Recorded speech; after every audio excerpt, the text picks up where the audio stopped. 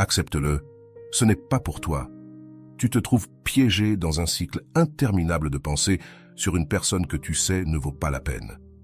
Ne t'inquiète pas, tu es au bon endroit. Dans cette vidéo, nous allons explorer pourquoi notre esprit insiste pour s'accrocher à des personnes qui nous font du mal. Et surtout, comment nous pouvons nous libérer de ce poids émotionnel pour faire place à une vie plus pleine et authentique. Ici, tu ne trouveras pas de solution superficielle ni de clichés. Nous allons nous plonger dans des outils pratiques et une perspective psychologique profonde afin que tu comprennes les mécanismes derrière cet attachement mental et, surtout, que tu apprennes à te reconnecter avec toi-même. Alors, prépare-toi car cela pourrait changer ta vie. Imagine un instant à quoi ressemblerait ta vie si tu pouvais éteindre ces pensées intrusives. Si, au lieu de te concentrer sur ceux qui ne te valorisent pas, tu pouvais rediriger cette énergie vers tes rêves, tes objectifs et tes passions. Cette vidéo te donnera les clés pour y parvenir. Et ce n'est pas tout. Tu apprendras aussi à développer un amour-propre tellement solide que tu ne te retrouveras plus jamais piégé dans une situation comme celle-ci. De plus, nous te présenterons des outils pratiques basés sur les enseignements de Rolando Goicoechea, expert en ruptures amoureuses et en amour-propre, qui affirme « Lorsque tu cesses d'être ton pire ennemi et que tu commences à être ton meilleur ami, tu ouvres la porte à une vie qui t'a toujours attendu. » Et oui, nous parlerons d'autres grands psychologues, mais Rolando nous guidera avec ses enseignements clés pour ce processus. Pourquoi est-ce si difficile de cesser de penser à quelqu'un qui nous a blessés? La réponse réside dans la manière dont notre esprit traite l'attachement et le rejet. Selon John Bowlby, créateur de la théorie de l'attachement, lorsque nous vivons la perte ou le rejet d'une figure importante, notre cerveau interprète cela comme une menace pour notre survie émotionnelle. C'est pourquoi nous revenons sans cesse à ces pensées, comme si, en les analysant, nous trouverions une solution. Ce n'est pas l'autre personne que nous cherchons réellement, mais la validation et la sécurité que nous croyions qu'elle nous apportait. C'est là le premier pas pour lâcher prise. Comprendre que ce que nous recherchons à l'extérieur est en nous-mêmes. C'est ici que l'amour-propre entre en jeu, non pas comme un concept abstrait, mais comme une pratique quotidienne qui transforme ta perception de toi-même. Tu imagines comment ce serait de rediriger ton attention vers ce qui compte vraiment? À la fin de cette vidéo, non seulement tu auras les outils pour lâcher prise, mais aussi pour devenir la personne que tu as toujours voulu être. Alors, reste avec nous, car le meilleur est à venir. Avant de commencer, je te serais reconnaissant si tu pouvais liker la vidéo. Cela m'aiderait à continuer de diffuser cette philosophie. Si tu n'es pas encore abonné, je te recommande de t'abonner et d'activer la cloche pour ne manquer aucune vidéo. Commençons. Lorsque nous pensons à l'attachement envers une personne qui n'en vaut pas la peine, nous sommes confrontés à un phénomène complexe qui implique à la fois l'esprit et les émotions. Selon Korang, l'une des raisons pour lesquelles nous nous obsédons sur quelqu'un est que cette personne reflète une partie de notre inconscient, quelque chose que nous devons intégrer ou résoudre.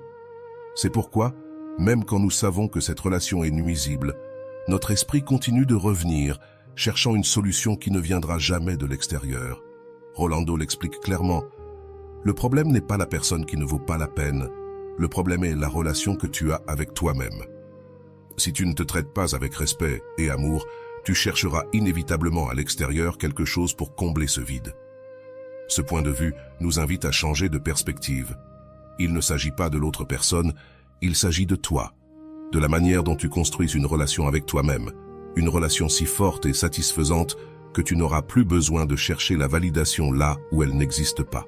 Le psychanalyste Erich Fromm aborde aussi cette question dans L'art d'aimer, où il souligne que l'amour immature dit « Je t'aime parce que j'ai besoin de toi », tandis que l'amour mature affirme « J'ai besoin de toi parce que je t'aime ». Cela signifie que lorsque nous nous accrochons à quelqu'un qui ne nous valorise pas, nous agissons à partir d'une nécessité immature, fondée sur la dépendance, et non sur un amour véritable. Ce changement de perspective peut être puissant pour comprendre pourquoi il est si difficile de lâcher prise. Un autre point clé est de comprendre le rôle des neurosciences dans ce processus. Selon les recherches du Dr Matthew Lieberman, spécialisé en neuropsychologie sociale, le rejet active les mêmes zones du cerveau que celles qui répondent à la douleur physique. C'est pourquoi ça fait si mal. Notre cerveau interprète littéralement le rejet comme une blessure qui doit être soignée. Mais c'est là qu'intervient le travail conscient pour rediriger ses pensées vers quelque chose qui nous nourrit réellement. Rolando partage un outil essentiel pour ce genre de situation, l'utilisation du document personnel. Ce document est une déclaration écrite où tu définis qui tu es et ce que tu valorises. Tu ne peux pas oublier quelqu'un qui te blesse jusqu'à ce que tu deviennes conscient de qui tu es et de ce que tu mérites, dit Rolando. Écrire ce document t'aidera à te rappeler chaque jour que ta valeur ne dépend pas de l'opinion des autres, mais de ta propre perception. De plus, il est important de briser les schémas de pensées intrusives. C'est là que les pratiques de la pleine conscience peuvent être utiles.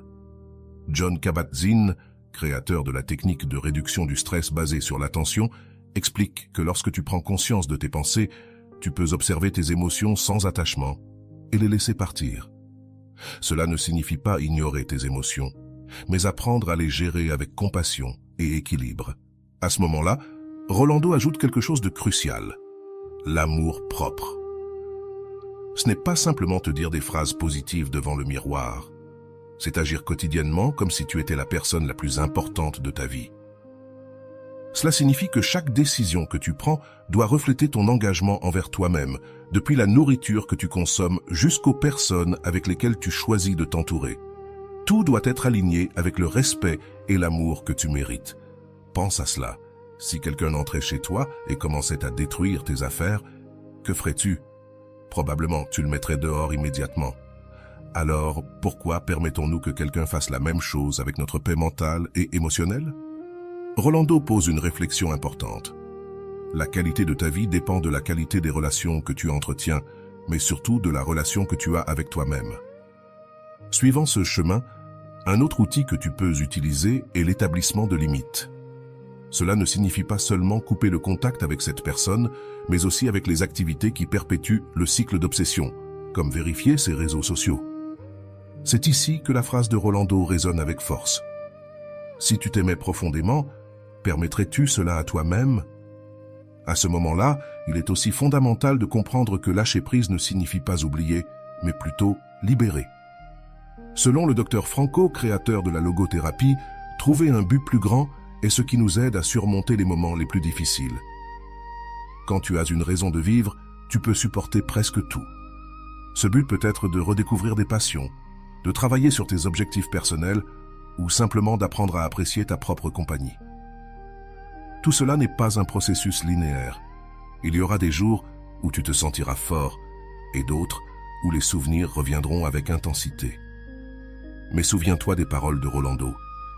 Le progrès ne se mesure pas par combien de pas tu fais sans tomber, mais par combien de fois tu te relèves avec détermination. C'est là que réside la véritable force.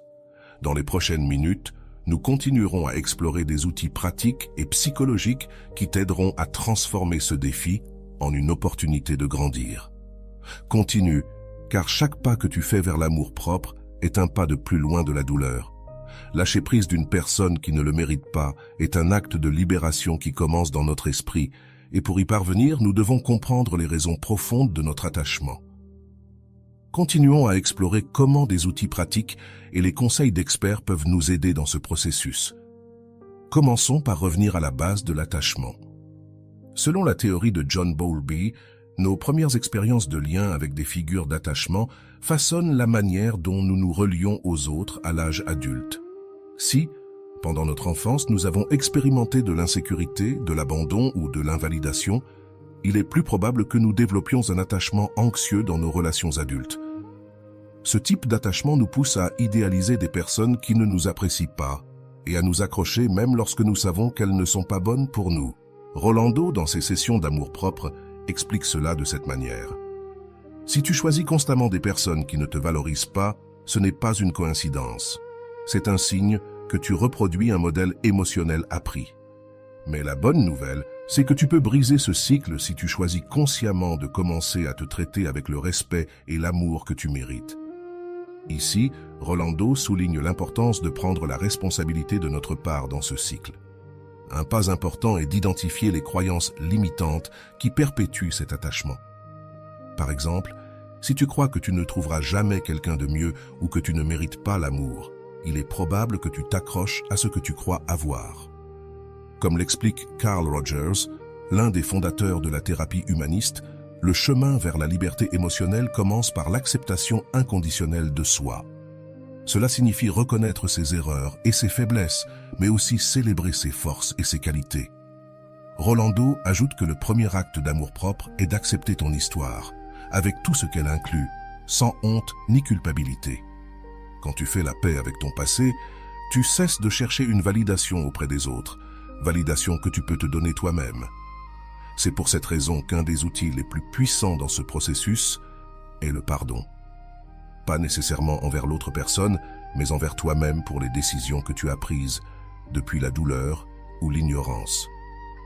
Un aspect fondamental pour lâcher prise, comprendre comment fonctionnent les connexions neuronales. Selon les neurosciences, chaque fois que nous pensons à quelqu'un, nous renforçons les réseaux neuronaux associés à cette personne. C'est pourquoi, plus tu essaies de ne pas penser à cette personne, plus sa présence dans ton esprit devient forte. Au lieu de cela, Rolando suggère, il ne s'agit pas d'éviter de penser à quelqu'un, mais de rediriger ton attention vers ce qui te fait du bien. Remplis ton esprit d'activités et de pensées qui te nourrissent et t'inspirent. Une pratique utile pour cela est le journal de gratitude. Écris chaque jour 3 choses pour lesquelles tu te sens reconnaissant. Cet exercice ne change pas seulement ton point de vue, il entraîne aussi ton cerveau à chercher le positif au lieu de s'obséder sur le négatif. Comme le souligne Martin Seligman, fondateur de la psychologie positive, la gratitude transforme ce que tu as en suffisant et crée de l'espace pour que d'autres bénédictions arrivent dans ta vie. Rolando complète cette idée avec un outil appelé recadrage positif. Il dit que chaque expérience, même les douloureuses, contient un apprentissage caché. Lorsque tu recadres la douleur comme une opportunité de croissance, tu la transformes en allié plutôt qu'en ennemi. Par exemple, au lieu de penser « j'ai perdu quelqu'un d'important », tu peux penser « j'ai appris ce que je mérite réellement dans une relation ». Il est aussi crucial de couper les sources de rétroaction négative. Cela signifie arrêter de vérifier les réseaux sociaux de cette personne, éviter les endroits où tu sais qu'elle pourrait être et éliminer tout objet physique qui te ferait constamment te souvenir d'elle. Comme le dit Rolando, tu ne peux pas guérir dans le même environnement qui t'a fait souffrir. Tu dois créer un nouvel espace où tu peux te reconstruire à partir de zéro. Un autre concept important vient du Dr Frankl, qui dans son œuvre « L'homme en quête de sens » souligne que la clé pour surmonter la souffrance est de trouver un but supérieur. Frankl dit « Quand tu as un pourquoi, tu peux supporter n'importe quel comment ». Appliqué à ce contexte, cela signifie que tu dois trouver une raison plus grande pour arrêter de penser à cette personne, que ce soit atteindre un objectif personnel, améliorer ton bien-être ou simplement te prouver que tu es capable de surmonter ce défi. Rolando suggère d'utiliser la méthode du mantra conscient pour renforcer ton objectif. Par exemple, répète mentalement « Je suis suffisant, je mérite la paix et je construis mon bonheur de l'intérieur ». Ce type d'affirmation apaise non seulement ton esprit, mais il entraîne aussi ton subconscient à accepter cette nouvelle réalité. Enfin, il est fondamental de t'entourer d'un système de soutien sain. Cherche des amis, de la famille, ou même un thérapeute qui puisse t'aider à traiter tes émotions et te donner une perspective extérieure. Comme le dit Rolando, l'amour-propre ne signifie pas tout faire seul, cela signifie savoir quand demander de l'aide et l'accepter. Ce processus peut sembler accablant, mais souviens-toi des mots de Rolando. Chaque pas, aussi petit soit-il, est une victoire. L'important n'est pas d'avancer rapidement, mais d'avancer avec intention. À mesure que tu pratiqueras ces outils, tu remarqueras que le poids émotionnel diminue et que chaque jour, tu te sentiras plus libre et plus en paix avec toi-même. Dans la prochaine réponse, nous explorerons l'histoire d'une personne qui a appliqué ces outils dans sa vie, montrant comment ces étapes peuvent transformer même les expériences les plus douloureuses en opportunités de renouveau. Elena a toujours été une personne qui donnait tout dans ses relations. Dès son jeune âge, elle croyait que l'amour consistait à se sacrifier pour l'autre, à supporter, à attendre que les choses changent un jour. C'est ainsi qu'à 28 ans, elle se retrouva piégée dans une relation avec quelqu'un qui ne valorisait ni son temps, ni son affection, ni ses efforts. Malgré les reproches, les promesses brisées et les déceptions constantes, Elena était toujours là, s'accrochant à l'idée que l'amour pouvait tout. Les choses commencèrent à s'effondrer plus vite qu'elle ne l'aurait imaginé. Son partenaire devint distant, froid, et finit par mettre fin à la relation sans explication. Pour Elena, cela fut un coup dévastateur. La rupture ne signifiait pas seulement la fin d'une relation, mais aussi le début d'un tourbillon de pensées obsessionnelles et d'autocritique. Elle ne cessait de se demander « Qu'ai-je fait de mal ? Pourquoi n'ai-je pas été suffisante ?» Chaque soir, Elena repassait encore et encore les conversations qu'elle avait eues avec son ex, tentant de trouver des indices, des réponses, quelque chose qui expliquerait pourquoi les choses s'étaient si mal passées. Les chansons à la radio lui rappelèrent les moments heureux, tandis que les rues de la ville étaient remplies de recoins. Cela évoquait des souvenirs partagés.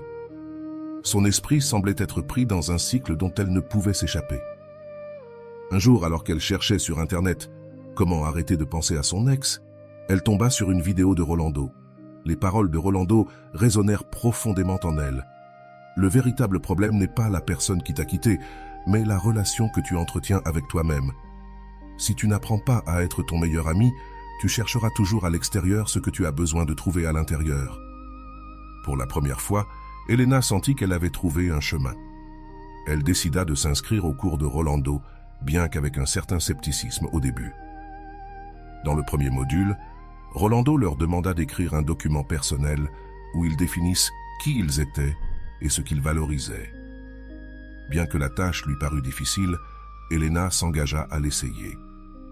Au début, ses mots étaient hésitants. « Je suis Elena. Je suis quelqu'un qui veut se sentir aimé. » Mais peu à peu, ces phrases commencèrent à se remplir de force. « Je suis suffisante. Je suis une personne avec beaucoup à offrir. Je mérite l'amour. Mais d'abord le mien. » Écrire ces mots ne fut pas seulement cathartique, mais cela lui donna un point de départ pour se reconstruire. Le troisième jour du cours, Rolando leur demanda de réfléchir à une question. Si tu t'aimais profondément, permettrais-tu que cette personne occupe encore autant d'espace dans ton esprit? Cette question fut un choc pour Elena. Elle se rend compte qu'elle avait vécu sa relation comme si s'accrocher aux souvenirs pouvait changer le passé. Elle décida qu'il était temps de prendre des mesures concrètes. Elena commença par éliminer son ex de tous ses réseaux sociaux. Elle rangea aussi dans une boîte les photos, lettres et tout objet qui lui rappelait cette relation. Ce ne fut pas un processus facile. Chaque objet qu'elle touchait semblait ramener une avalanche d'émotions. Mais, comme disait Rolando dans le cours, tu ne peux pas guérir dans le même environnement qui t'a blessé, tu dois créer un nouvel espace pour te reconstruire. Dans les jours suivants, elle commença à utiliser un outil appris dans le cours, le mantra conscient. Chaque matin, en se regardant dans le miroir, elle répétait « Je suis suffisante, je mérite la paix, je construis mon bonheur de l'intérieur. » Au début, les mots semblaient vides, mais avec le temps, ils commencèrent à prendre du sens et de la force. Elena décida également d'écrire dans un journal de gratitude. Chaque soir, elle notait 3 choses pour lesquelles elle était reconnaissante. Un message d'une amie, l'odeur du café le matin, la sensation du soleil sur sa peau. Cet exercice ne l'aida pas seulement à se concentrer sur le positif, mais il commença aussi à entraîner son esprit à chercher la beauté dans les petites choses de la vie. Un jour, en lisant le module suivant du cours, Rolando leur parla du recadrage positif. Il disait « Au lieu de voir cette rupture comme une perte, regarde-la comme une leçon. Demande-toi, qu'ai-je appris sur moi-même et sur ce que je veux dans une relation ?» Inspirée par ces paroles, Elena commença à écrire dans son journal les choses qu'elle avait découvertes sur elle-même. Elle apprit qu'elle était plus forte qu'elle ne le pensait, qu'elle avait le courage de recommencer et qu'elle méritait une relation où elle serait valorisée. En parallèle, elle commença à explorer de nouvelles activités. Elle s'inscrivit à des cours de yoga, quelque chose qu'elle avait toujours voulu faire, mais qu'elle avait reporté pendant des années. À chaque cours, en respirant profondément et en se connectant avec son corps, elle sentait peu à peu qu'elle libérait les tensions accumulées en elle. Chaque mouvement était un rappel qu'elle était vivante, qu'elle avait la capacité de guérir. Lors d'une promenade dans le parc, Elena rencontra Clara, une femme plus âgée qui peignait un paysage. Curieuse, elle s'arrêta pour l'observer. Clara lui parla de la façon dont l'art était sa manière de guérir les blessures du passé.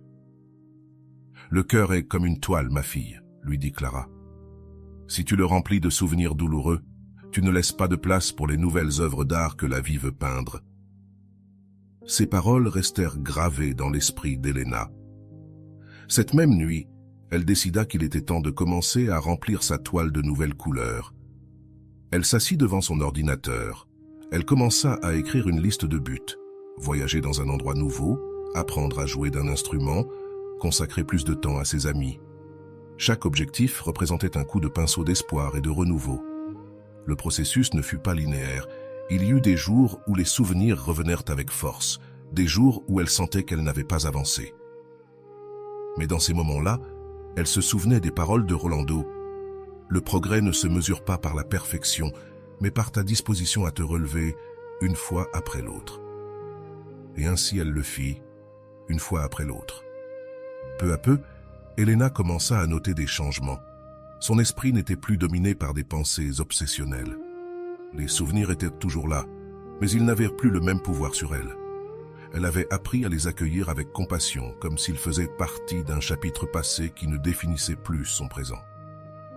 À la fin de cette première étape, Elena sentit qu'elle avait fait un pas important vers sa libération. Mais il restait encore du chemin à parcourir. Dans cette quête de renouveau et d'amour-propre, elle découvrit que son histoire venait à peine de commencer. Dans la deuxième partie, nous explorerons comment Elena poussa sa transformation encore plus loin, s'inspirant de l'amour-propre et de la résilience pour construire une vie pleine de sens et de plénitude. Elena commença à remarquer qu'il y avait quelque chose en elle qui avait changé. La relation qui la définissait autrefois, la douleur qui la retenait prisonnière, n'avait plus le même contrôle sur sa vie. Mais elle savait qu'il y avait encore du travail à faire. Lâcher prise, ce n'est pas seulement cesser de penser à quelqu'un, c'est remplir cet espace avec quelque chose de plus grand, avec une connexion profonde avec soi-même. Une nuit, en révisant les notes du cours de Rolando, elle trouva une phrase surlignée qui lui apporta de la clarté. « Quand tu arrêtes de te concentrer sur ce que tu as perdu, tu découvres tout ce que tu peux gagner. » Ces mots résonnèrent en elle. Elle avait passé tellement de temps à regarder le passé qu'elle avait presque oublié que son avenir était plein de possibilités. Alors, elle décida qu'il était temps de se réinventer. Elena se mit à s'adonner à des activités qui la remplissaient d'énergie. Elle s'inscrivit à des cours de peinture, inspirée par sa rencontre avec Clara dans le parc. Chaque coup de pinceau était une manière d'exprimer des émotions que les mots ne pouvaient capturer. Bien qu'au début, elle pensait que ses œuvres étaient maladroites et sans sens, avec le temps, elle commença à trouver dans l'art une nouvelle manière de se connaître elle-même. Elle se donna aussi pour objectif de reconstruire les relations avec les personnes qui la valorisaient vraiment. Elle se reconnecta avec des amis qu'elle avait négligés pendant sa relation, et elle découvrit combien ils lui avaient manqué. Une nuit, alors qu'elle dînait avec eux, elle se rendit compte de quelque chose d'important. Son cercle de soutien avait toujours été là, mais elle avait été trop occupée à essayer de sauver une relation qui ne faisait qu'épuiser son énergie. Pendant ce temps, Rolando lui avait présenté un nouvel outil dans le cours, l'encre émotionnelle. Il lui demanda de choisir un objet ou une activité qui pourrait lui rappeler sa force dans les moments de faiblesse. Elena choisit un bracelet simple mais significatif qu'elle avait acheté lors d'un voyage avant de rencontrer son ex. Chaque fois qu'elle sentait que les souvenirs l'envahissaient, elle touchait le bracelet et se répétait « Cela aussi passera, je suis en train de construire quelque chose de meilleur. » Un jour, alors qu'elle se promenait sur la plage, elle se souvint d'une autre leçon du cours. L'amour propre, ce n'est pas oublier qui tu étais, mais célébrer qui tu es en train de devenir. À ce moment-là, elle décida qu'elle ne fuirait plus. Au lieu de cela, elle les voyait comme une partie de son histoire, mais non comme quelque chose qui définirait son présent. Le sable sous ses pieds et le bruit des vagues lui rappelaient que la vie continuait de s'écouler, toujours vers l'avant. Inspirée par cette idée, elle décida de se lancer dans un petit projet qu'elle avait toujours repoussé, écrire un blog. Son premier article s'intitulait « Comment j'ai appris à lâcher ce qui ne me faisait pas de bien ». Elle partagea son expérience, de la douleur initiale aux outils qu'elle avait appris, comme le document personnel et le mantra conscient. La réponse fut écrasante. Des personnes du monde entier lui écrivirent pour la remercier d'avoir partagé son histoire et pour l'avoir inspirée à commencer leur propre processus de guérison. Le blog d'Elena devint un espace communautaire. Chaque commentaire qu'elle recevait était un rappel que sa douleur avait servi à quelque chose de plus grand. Un jour, alors qu'elle lisait un message d'une femme qui traversait une situation similaire, elle ressentit une profonde gratitude pour le chemin parcouru. Elle était passée d'une personne piégée dans ses pensées à quelqu'un qui aidait les autres à se libérer. Cependant, la véritable épreuve arriva lorsqu'elle rencontra son ex par hasard dans un café. Plutôt que de ressentir de l'anxiété ou de la douleur, Elena remarqua qu'elle le regardait avec compassion. Elle ne le voyait plus comme le centre de son monde, mais comme une leçon qui l'avait rendue plus forte. Lorsqu'il s'approcha pour lui parler, elle lui sourit simplement et, poliment, continua son chemin. À ce moment-là, elle comprit qu'elle avait complètement lâché prise. Peu après, Rolando lança un nouveau module dans son cours axé sur la construction d'objectifs à long terme. Elena décida qu'il était temps d'élargir son blog et d'en faire un espace plus vaste. Elle commença à proposer des ateliers d'écriture émotionnelle, aidant les autres à traiter leurs propres histoires. Chaque atelier était une célébration du pouvoir transformateur de l'amour de soi. Lors de l'un de ces ateliers, elle rencontra Andrés, un homme venu chercher à guérir de sa propre rupture. Ce ne fut pas un coup de foudre instantané, mais peu à peu, à travers des conversations et des moments partagés, ils commencèrent à se connaître. Andrés ne valorisait pas seulement Elena pour ce qu'elle était, mais il la soutenait aussi dans ses objectifs et célébrait son indépendance. Pour la première fois, Elena expérimenta ce que c'était que d'être dans une relation fondée sur le respect mutuel et l'amour véritable. Elena comprit que son histoire n'était pas seulement celle de lâcher quelqu'un qui n'en valait pas la peine, mais de se retrouver elle-même. La douleur avait été le catalyseur qui l'avait menée à construire une vie plus authentique et significative. Bien qu'elle ait encore des jours difficiles, elle savait qu'elle pourrait toujours revenir aux outils qu'elle avait appris pour continuer d'avancer. Avec le temps, son blog grandit pour devenir une plateforme internationale où des milliers de personnes partageaient leurs histoires de résilience et d'amour de soi. Elena n'a jamais cessé de remercier Rolando pour les leçons qui avaient transformé sa vie. Dans l'une de ses publications, elle écrivit « Le plus beau cadeau que je me sois fait fut d'apprendre à m'aimer suffisamment pour lâcher ce qui n'était pas pour moi. Aujourd'hui, chaque décision que je prends est un acte d'amour envers moi-même. » Elena avait prouvé que même les blessures les plus profondes pouvaient guérir et qu'à partir de la douleur, quelque chose de beau pouvait émerger. Son histoire n'a pas seulement inspiré les autres, mais lui a rappelé à elle-même qu'au final, l'amour le plus important est celui que l'on construit avec soi-même. L'histoire d'Elena est un reflet profond et réaliste du processus de lâcher quelqu'un qui n'en valait pas la peine. Dans cette première partie de l'analyse, nous explorerons les aspects émotionnels et psychologiques qui ont conduit Elena à rester piégée dans une relation nuisible, ainsi que les premières étapes qu'elle a prises pour se libérer. Un de ces aspects est la nature de l'attachement émotionnel. Elena représente de nombreuses personnes qui confondent l'amour avec le sacrifice. Cette erreur, bien qu'elle ait des racines psychologiques profondes, est liée à la théorie de l'attachement de John Bowlby. Nos premières expériences avec des figures de soins déterminent comment nous formons des liens à l'âge adulte. Si, dans l'enfance, nous avons vécu l'insécurité ou l'abandon, il est plus probable que nous développions un attachement anxieux, ce qui nous pousse à chercher constamment la validation extérieure, même de personnes qui ne nous valorisent pas. Elena montre ce schéma en s'accrochant à une relation où sa valeur n'était pas reconnue. Ce type de comportement, bien que douloureux, est commun car il est motivé par un besoin inconscient de réparer des blessures passées. Cependant, comme le montrent les premiers pas de sa transformation, reconnaître ces schémas est le premier pas pour les briser. L'impact du rejet, la rupture avec son partenaire, a déclenché chez Elena une tempête de pensées obsessionnelles et d'auto-représentation. L'estime de soi dans une relation, le rejet, active nos insécurités les plus profondes, nous poussant à nous demander « Qu'ai-je mal fait ? Pourquoi n'ai-je pas été assez bien ?» Ici, les neurosciences offrent une explication clé. Selon des recherches, les zones du cerveau activées lors d'une rupture amoureuse sont les mêmes que celles activées lors de la douleur physique. Cela explique pourquoi la douleur émotionnelle d'une rupture peut être aussi accablante. L'esprit d'Elena était pris dans un cycle où revivre les souvenirs négatifs renforçait sa souffrance. Le premier pas vers la libération, la responsabilité personnelle. Elena a commencé son processus de guérison lorsqu'elle a décidé de prendre la responsabilité de son bien-être émotionnel.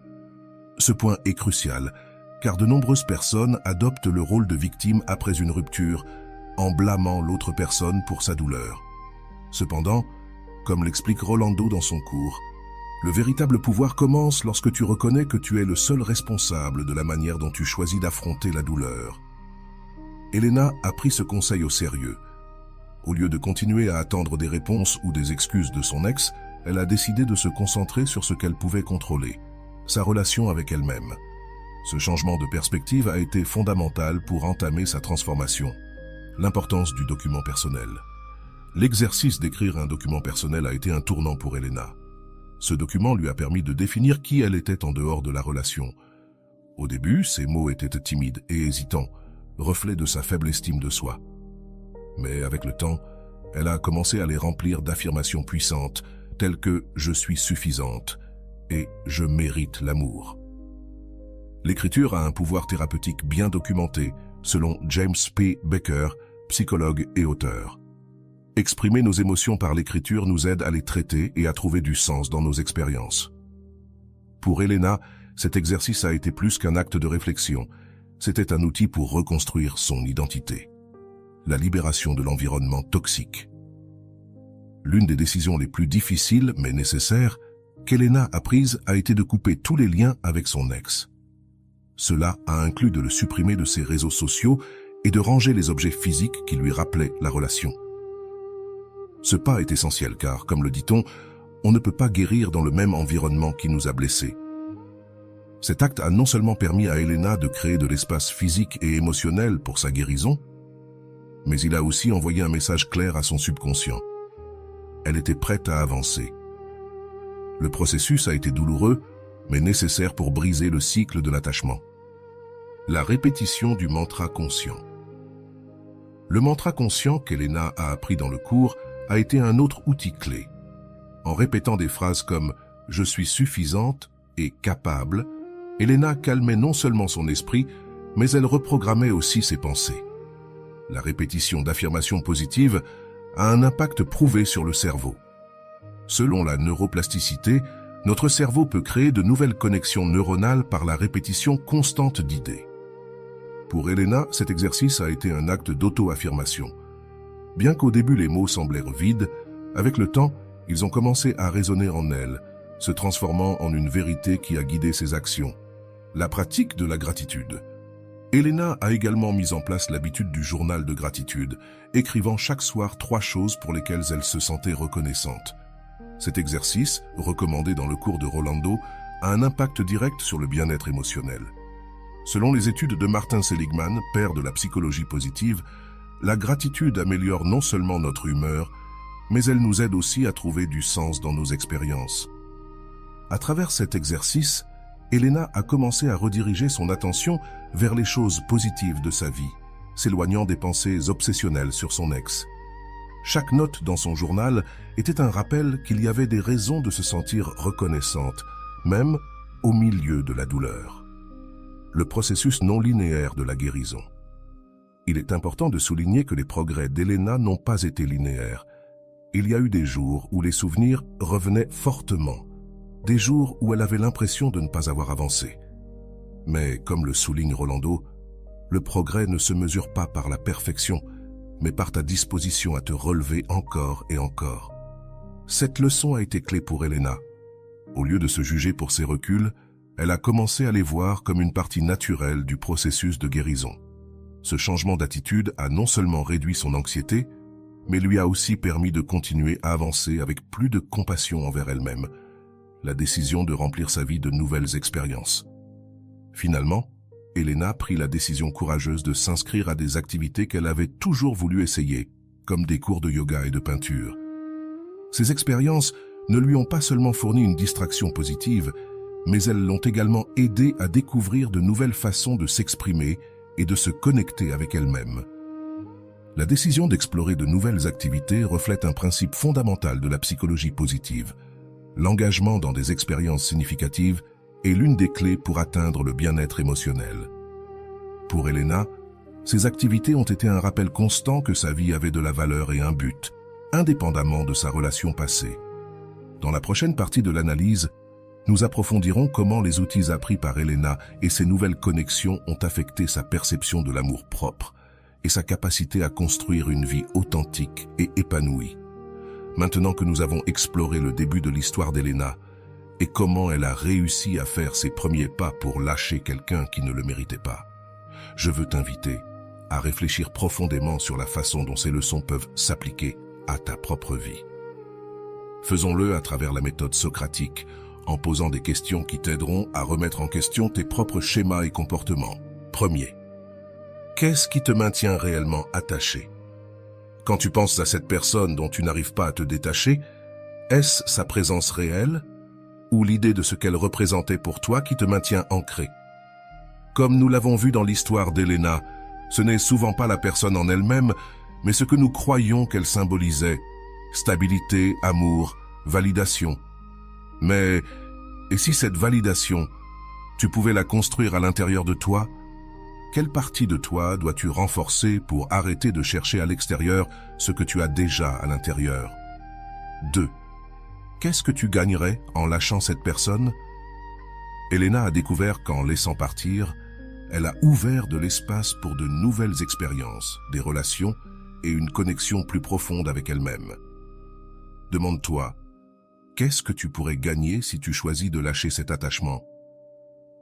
Quelles nouvelles opportunités perds-tu en restant accroché au passé? Il est possible qu'en tenant quelque chose qui ne te sert plus, tu bloques ce dont tu as vraiment besoin. Troisième, quel rôle joue ton environnement dans ton processus de guérison? Rolando a mentionné une vérité puissante. Tu ne peux pas guérir dans le même environnement qui t'a blessé. Pense à cela. Ton environnement actuel t'aide-t-il à avancer ou te maintient-il lié à la douleur? Quel changement pourrais-tu apporter, que ce soit en éliminant des rappels physiques, en t'éloignant de certains lieux ou même en limitant les interactions sur les réseaux sociaux pour favoriser ton processus de guérison? Quatrième, comment te parles-tu à toi-même chaque jour? Elena a commencé à transformer sa mentalité à travers le mantra conscient. Maintenant, je te demande, quelles sont les paroles que tu te dis chaque jour? Si tu étais ton meilleur ami, comment te parlerais-tu? Ces mots t'aident-ils à te construire ou, au contraire, te détruisent-ils? Quelle affirmation pourrais-tu commencer à répéter aujourd'hui pour renforcer ta valeur et ton amour-propre? 5. Qu'est-ce que tu peux remercier aujourd'hui? Même au milieu de la douleur, Elena a découvert le pouvoir du journal de gratitude en apprenant à se concentrer sur le positif, même lors des jours difficiles. Maintenant, c'est ton tour. Quelle petite chose peux-tu remercier aujourd'hui? Une conversation avec un ami? Un moment de paix en écoutant ta chanson préférée? Que se passerait-il si chaque soir tu t'arrêtais un moment pour reconnaître 3 choses bonnes dans ta vie? 6. Qu'est-ce qui t'empêche de prendre la responsabilité de ton bien-être? Elena a franchi un grand pas quand elle a compris que son bonheur ne dépendait plus de son ex, mais de sa propre capacité à guérir. Demande-toi, attends-tu que quelqu'un d'autre règle ta douleur? Que peux-tu faire aujourd'hui, même petit, pour commencer à construire ton bien-être intérieur? 7. Jusqu'où es-tu prêt à lâcher pour gagner? C'est peut-être la question la plus importante. Comme l'a dit Elena, lâcher ce n'est pas perdre, c'est gagner de l'espace pour quelque chose de mieux. Es-tu prêt à lâcher le passé, non parce que c'est facile, mais parce que tu mérites quelque chose de plus grand? Quel engagement peux-tu prendre envers toi-même pour commencer ce processus aujourd'hui? La deuxième partie de l'histoire d'Elena nous montre sa transition vers l'acceptation et la croissance personnelle. Ici, nous explorerons comment les outils appris dans le processus de transformation l'ont non seulement aidé à lâcher, mais aussi à construire une vie épanouie et pleine de sens. Cette analyse est approfondie dans les concepts de résilience, d'amour propre et de l'impact des connexions humaines. 1. L'acceptation comme point de départ. Elena a appris qu'accepter la réalité ne signifie pas se rendre, mais reconnaître ce qui ne peut être changé. Selon Carl Rogers, le paradoxe est que lorsque je m'accepte tel que je suis, alors je peux changer. Elena a cessé de lutter contre les souvenirs et a choisi de les intégrer comme partie de son histoire. Ce pas n'a pas seulement été libérateur, mais il lui a permis de se concentrer sur ce qu'elle pouvait construire à partir de là. Deuxième, l'intégration des souvenirs. Accepter n'est pas la même chose qu'ignorer. En reconnaissant ses émotions et validant sa douleur, Elena a pu diminuer l'emprise que les souvenirs de sa relation avaient sur elle. Cela est cohérent avec la théorie du traitement émotionnel qui soutient que confronter nos émotions directement aide à réorganiser notre mémoire et à diminuer l'impact négatif des événements traumatiques. Troisième, le pouvoir de redéfinir la narration. Elena a changé la façon dont elle voyait sa relation passée. Au lieu de la considérer comme un échec, elle l'a reformulée. Rolando dit « Chaque expérience difficile a le potentiel d'être la graine d'un nouveau chapitre. Mais cela dépend de toi, de l'arroser avec amour et patience. » Cette perspective a transformé sa douleur en une opportunité d'apprentissage, lui donnant un but à son expérience. Quatrième, la reconnexion avec son identité à travers le document personnel. Elena redevient qui elle était et ce qu'elle valorise. Cet exercice lui a permis de se reconnecter avec des aspects de son identité qu'elle avait négligés pendant la relation. Selon la théorie de l'identité narrative, nos histoires personnelles sont essentielles pour notre estime de soi et notre bien-être. En réécrivant sa narration, Elena a récupéré le contrôle de sa vie. Cinquième, l'art comme outil de guérison. Elena a trouvé dans la peinture une manière d'exprimer des émotions qu'elle ne pouvait pas verbaliser. L'art a un impact thérapeutique prouvé. Selon des études en art-thérapie, des activités créatives comme la peinture ou l'écriture peuvent réduire les niveaux de stress, améliorer l'humeur et favoriser l'autoconnaissance. Pour Elena, chaque coup de pinceau était un acte de compassion et de libération personnelle. 6. L'importance d'un environnement positif. La rencontre d'Elena avec Clara dans le parc n'était pas un hasard. Clara représentait le soutien émotionnel dont Elena avait besoin à ce moment-là. Cela souligne l'importance de s'entourer de personnes qui nous inspirent et nous rappellent nos forces. Comme le dit Rolando, ton environnement est un miroir de la façon dont tu te valorises toi-même. Entoure-toi de personnes et d'activités qui reflètent ta meilleure version. 7. La construction d'une nouvelle routine. Elena a intégré de nouvelles activités dans son quotidien, comme le yoga et le journal de gratitude. Ces pratiques non seulement la maintenaient occupée, mais elles lui ont aussi donné des outils pour cultiver son bien-être émotionnel. Selon la psychologie positive, établir des routines qui favorisent l'auto-soin et la gratitude peut augmenter significativement la résilience émotionnelle. 8. Le pouvoir des rituels. Elena a adopté l'utilisation d'un ancrage émotionnel, un bracelet qui lui rappelait ses progrès. Ce rituel l'a aidé à rester centré dans les moments de faiblesse. Les rituels symboliques ont un impact profond sur notre esprit car ils agissent comme des rappels tangibles de nos objectifs et de nos valeurs. 9e. L'importance du progrès non linéaire. Le processus d'Elena n'a pas été exempt de rechutes, mais elle a appris à les voir comme une partie naturelle de son évolution.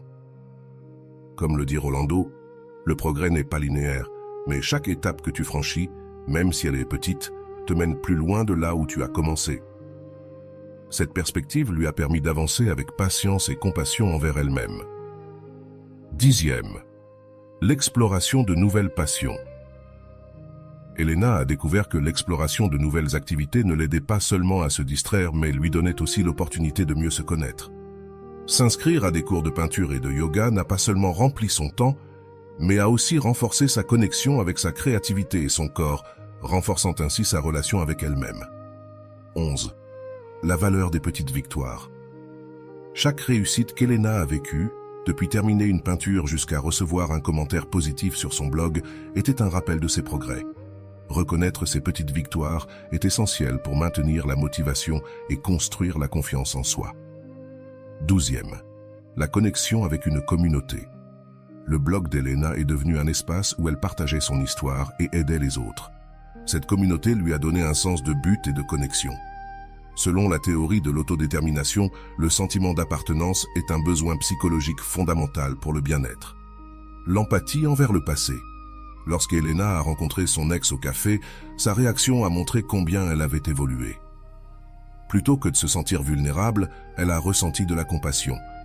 Cela reflète un niveau avancé de guérison, où le pardon n'est pas nécessairement pour l'autre, mais pour se libérer soi-même du ressentiment. La transformation de la douleur en but. Elena a transformé sa douleur en source d'inspiration. Ce changement reflète un concept clé en psychologie positive, la croissance post-traumatique. Selon cette approche, les expériences difficiles peuvent nous conduire à développer une plus grande résilience, de l'empathie et un sens du but. Le pouvoir des objectifs à long terme. À travers le dernier module du cours, Elena a appris à établir des objectifs qui reflétaient ses valeurs et ses aspirations. Cela lui a permis de garder son attention sur l'avenir, au lieu de rester piégée dans le passé. Les objectifs à long terme sont essentiels pour cultiver un sens de direction et de motivation, l'ouverture à de nouvelles relations. Elena a rencontré Andrés, un homme qui valorise son indépendance et la soutient dans son développement personnel. Cette relation a reflété un changement dans les critères d'Elena, qui avait appris à privilégier les relations basées sur le respect mutuel plutôt que sur des dynamiques déséquilibrées. L'intégration d'outils pratiques, tout au long de son processus, Elena a utilisé des outils pratiques appris dans le cours de Rolando, tels que le mantra conscient, le document personnel et l'ancrage émotionnel.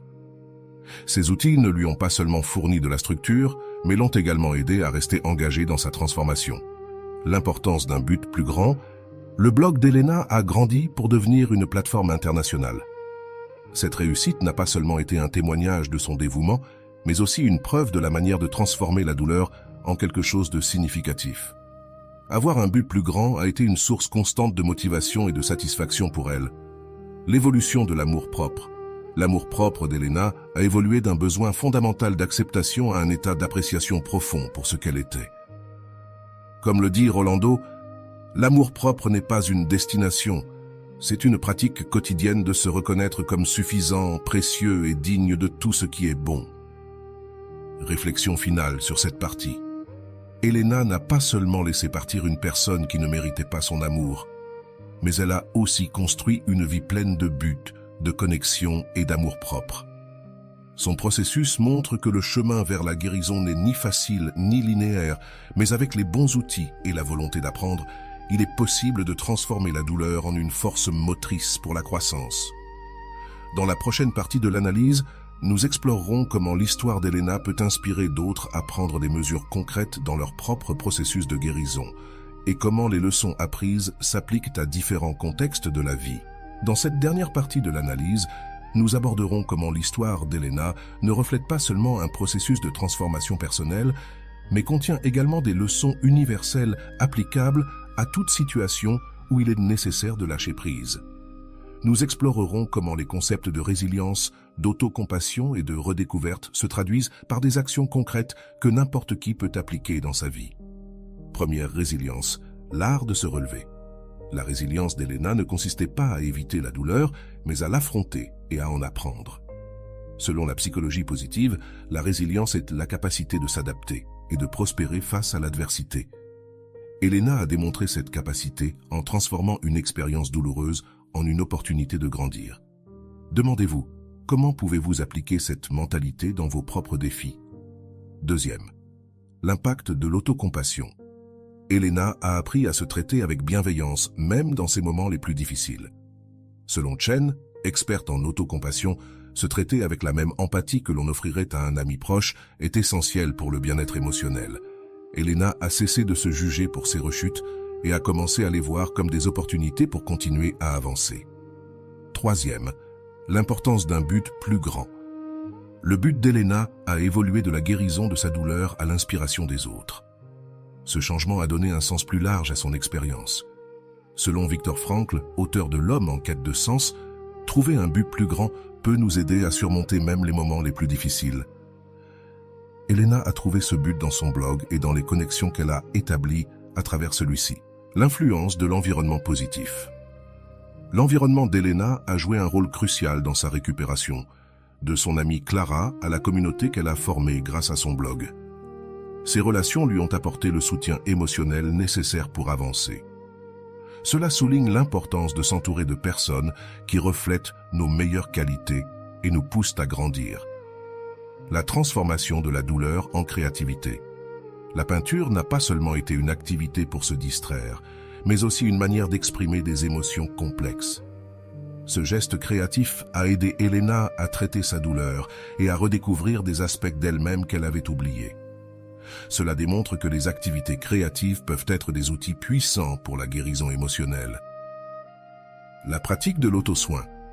Elena a adopté une routine d'auto-soin qui comprenait des activités physiques comme le yoga et des pratiques émotionnelles comme le journal de gratitude. Ces actions lui ont permis de reconstruire sa relation avec elle-même et de retrouver la confiance. Selon des études, l'auto-soin régulier améliore l'humeur, réduit l'anxiété et augmente l'estime de soi. La connexion entre l'esprit et le corps. Elena a découvert que des activités comme le yoga ne renforçaient pas seulement son corps, mais calmaient aussi son esprit. Cela reflète la connexion intrinsèque entre le bien-être physique et émotionnel. Selon des recherches, l'exercice physique libère des endorphines, connues sous le nom d'hormones du bonheur, qui améliorent l'humeur et réduisent le stress. La pratique de la gratitude.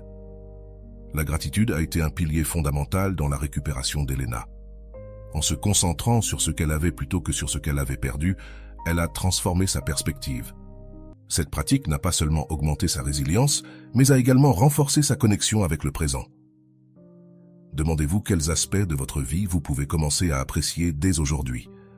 La libération du passé. Elena a cessé de s'accrocher à ce qui était et a commencé à se concentrer sur ce que cela pourrait être.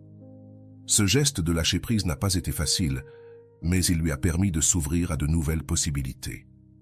Selon Rolando, le passé n'a que le pouvoir que vous choisissez de lui donner.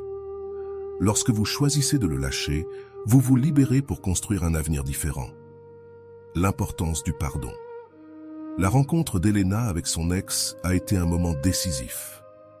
Sa capacité à le regarder avec compassion plutôt qu'avec ressentiment a démontré qu'elle avait atteint un niveau profond de guérison. Le pardon ne signifie pas justifier le mal, mais libérer le poids émotionnel qui en découle. Ce geste n'a pas seulement bénéficié à Elena, mais a également reflété sa croissance intérieure. L'expansion de la conscience. À travers son blog, Elena a découvert que partager son histoire ne la guérissait pas seulement d'elle, mais aussi les autres. Cela souligne l'importance de la connexion humaine et comment nos expériences peuvent avoir un impact positif sur les autres. Selon des études, aider les autres améliore également notre propre bien-être. La réouverture à l'amour. Elena a trouvé en Andrés une relation fondée sur le respect mutuel et le soutien. Ce changement a reflété les nouvelles normes qu'elle avait établies pour elle-même. Elle avait appris à prioriser son bonheur et son amour-propre, ce qui lui a permis d'attirer une relation plus saine. La leçon du progrès non linéaire. Elena a compris que la guérison n'est pas un chemin rectiligne, mais un voyage avec des hauts et des bas. Cela lui a permis d'avancer avec patience et compassion envers elle-même, sans se juger pour ses rechutes. Cette leçon est applicable à tout processus de changement personnel. La construction d'une vie authentique. Elena n'a pas seulement surmonté sa douleur, mais elle a aussi construit une vie qui reflétait ses valeurs et aspirations. De ses activités créatives à sa communauté en ligne, chaque aspect de sa vie était un reflet de qui elle était vraiment. L'importance de l'intention quotidienne. Elena a utilisé son document personnel pour se rappeler qui elle était et ce qu'elle voulait accomplir. Ce geste d'attention quotidienne lui a permis de maintenir son focus et son engagement envers sa transformation. L'inspiration pour les autres. L'histoire d'Elena ne concerne pas seulement sa guérison personnelle, mais aussi la façon dont elle a inspiré les autres à entamer leur propre processus. Cela reflète le pouvoir du témoignage personnel et comment partager nos expériences peut créer un impact positif sur les autres. Réflexion finale. L'histoire d'Elena est un rappel que, bien que la douleur peut sembler insurmontable, il y a toujours une issue grâce aux outils appropriés, au soutien nécessaire et à un engagement envers soi-même. Il est possible de transformer même les expériences les plus difficiles en opportunités pour grandir et s'épanouir. En conclusion, l'histoire d'Elena n'est pas seulement un témoignage de résilience et d'amour-propre, mais aussi un guide pratique pour ceux qui cherchent à lâcher ce qui ne leur sert plus et à construire une vie pleine de sens et de but. Son parcours nous inspire à réfléchir à nos propres vies et à nous interroger sur ce que nous sommes prêts à lâcher pour faire place à ce que nous méritons réellement. Maintenant que nous avons atteint la fin de cette analyse, je veux que tu prennes un moment pour réfléchir à la façon dont ce que nous avons exploré dans l'histoire d'Elena peut s'appliquer à ta vie.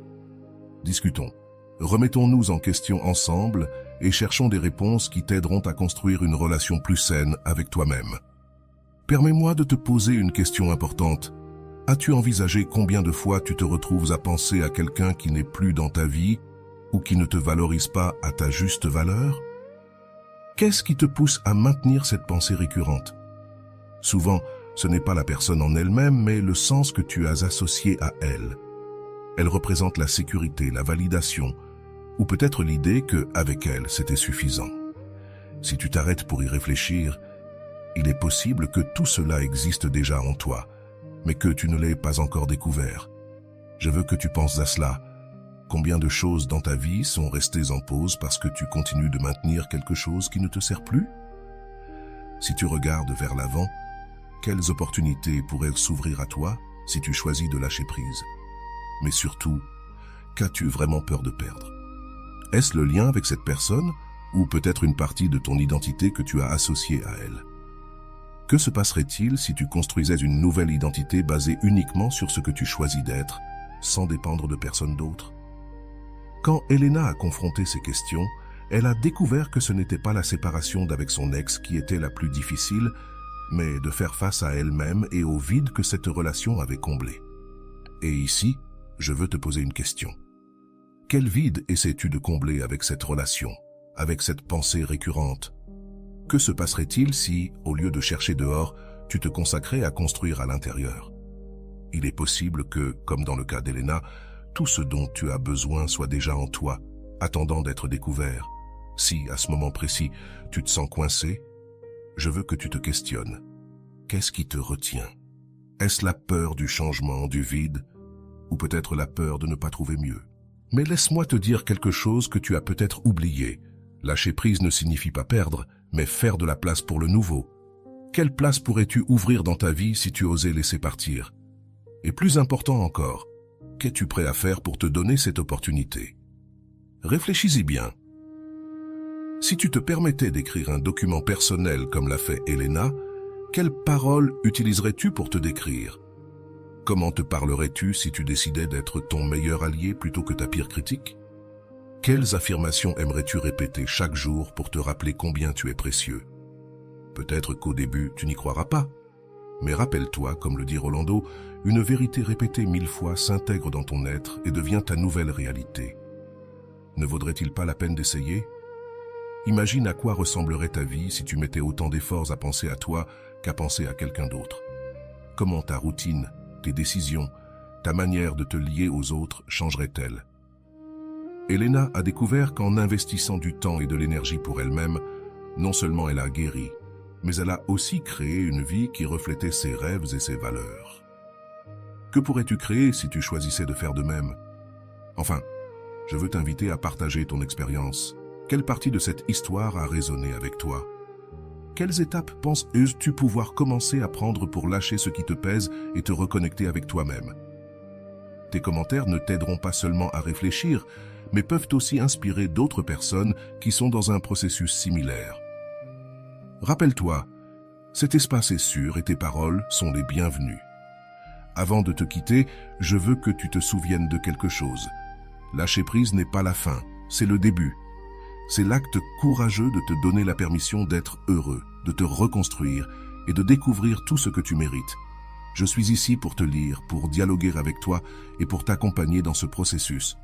Oseras-tu faire le premier pas? Et voilà, j'espère que vous avez trouvé beaucoup de valeur dans cette vidéo. Merci d'être resté jusqu'à la fin de cette vidéo, j'adore quand vous faites ça. Si vous en voulez plus, vous pouvez écrire en commentaire « J'en veux encore plus ». J'espère vous revoir dans une autre vidéo.